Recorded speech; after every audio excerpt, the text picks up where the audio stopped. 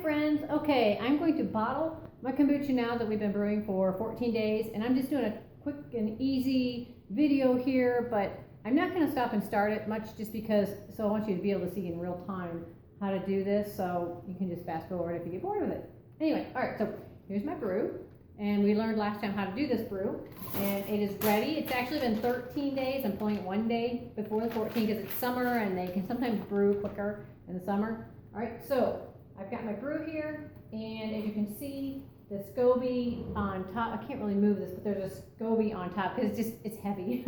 Anyway, when you smell it, it'll smell a little bit just fermented. It should smell good. If there's a problem with it, you would know it because it would smell just terrible. I have smelled bad kombucha, and it's moldy, it's terrible. Trust me, you will know.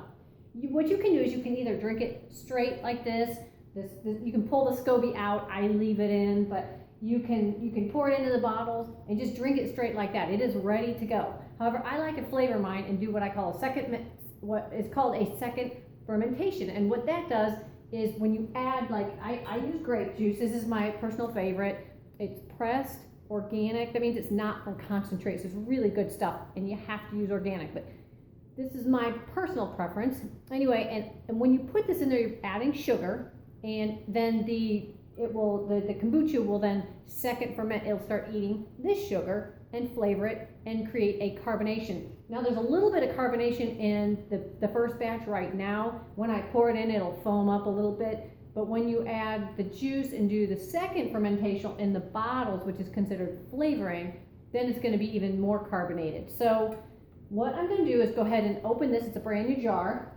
And I'm going to I personally you can put 1 to 2 ounces in each bottle. And I've got 7 here because it'll probably fill up about 7 bottles. But you can put 1 to 2 ounces in each. I put 1.5 ounces. That's just what I tend to like. So, all right, so you can wait for me to go ahead and fill these up. Well, actually, you know what? I'll pause this as I fill up. But I'm going to put 1.5 ounces of this grape juice in each bottle. Okay? I'll catch you in a few minutes. Okay, I'm back, and I went ahead and put 1.5 ounces of the grape juice in each one of these bottles you can see here. And 1.5 ounces is also 3 tablespoons, so however you want to measure it. Next is the tricky part, and that is getting this into each bottle. It can be pretty tricky. I usually do it over the sink, but I'll try to do it in front of the video so you can see. This is why I've not done a video on this yet, because it's tricky.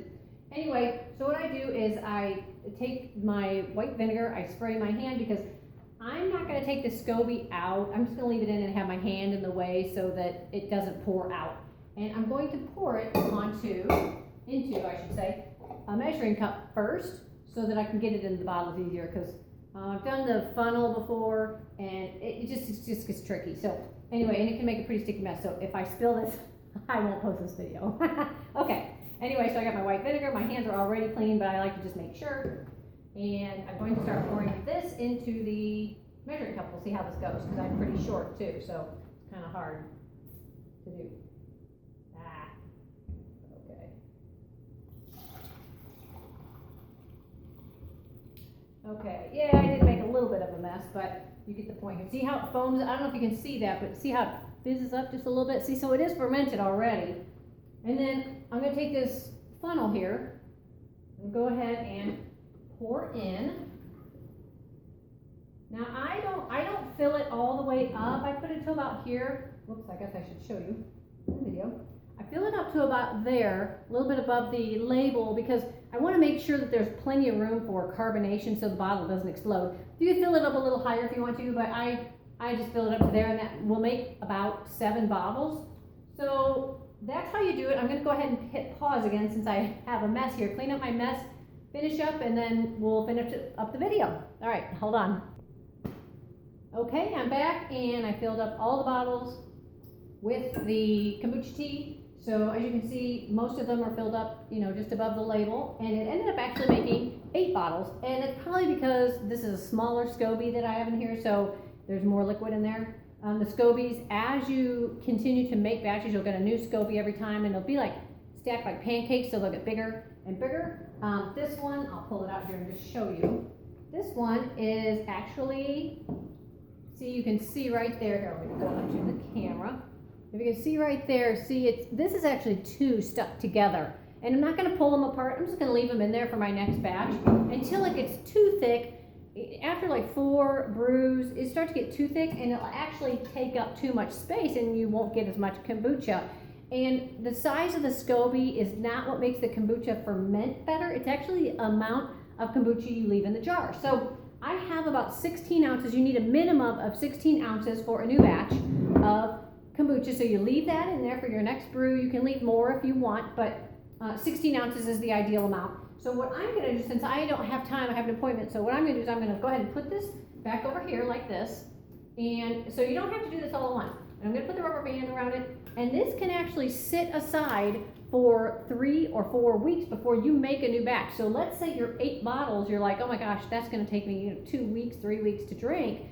Then you can slow down your process and hold off on this for a few weeks. Or what I will do is I will make another batch this afternoon when I have time, so because I do go through the 8 bottles. So in the meantime, if you're gonna hold off, you just put your paper bag over it, which mine's not cooperating. Make sure you always put the date on there so that you don't forget, because it's really easy to forget. So put the date on there. Again, these are all the supplies that you need.